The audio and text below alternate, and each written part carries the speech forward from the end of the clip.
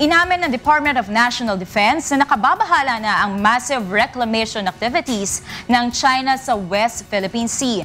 Ngunit kailangan sundin pa rin ito ang umiiral na batas. Ito ang balita ni Rosalie Coz. We are worried.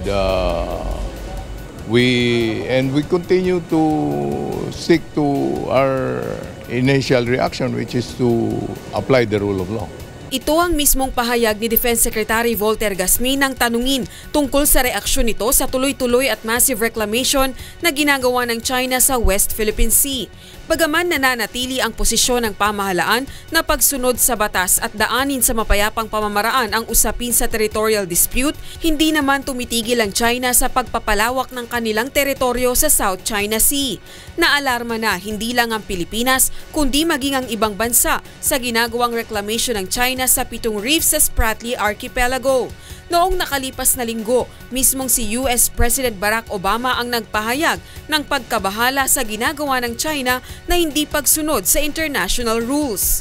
Where we get concerned with China is where it is not necessarily abiding by international norms and rules and is using its sheer size and muscle to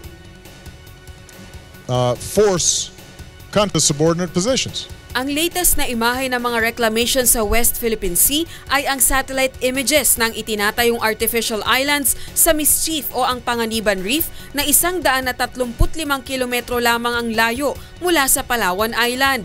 Para kay National Defense Secretary Gasmin, ang patuloy na reclamation activities ng China ay panganib sa regional security. Malaki epekto nun sa regional security. Maepektuhan yung region in terms of its security, in terms of freedom of navigation, freedom of the airspace. Ipinahayag naman ni Gasmin na malaking bagay para sa bansa ang ginawang pagpapakita ng suporta ng US sa Pilipinas. Di ba very significant yun? It's one of the most powerful countries in the world supporting a small country. Dagdag pa ni Gasmin, dahil sa pananatili ng Pilipinas na bigyang halaga ang rule of law, mas dumadami ang sumusuporta sa karapatan ng bansa sa pinagtatalunang teritoryo. Samantala, binanggit naman ng Department of National Defense na nagpapatuloy ang pagpapatibay sa monitoring capability ng militar sa West Philippine Sea.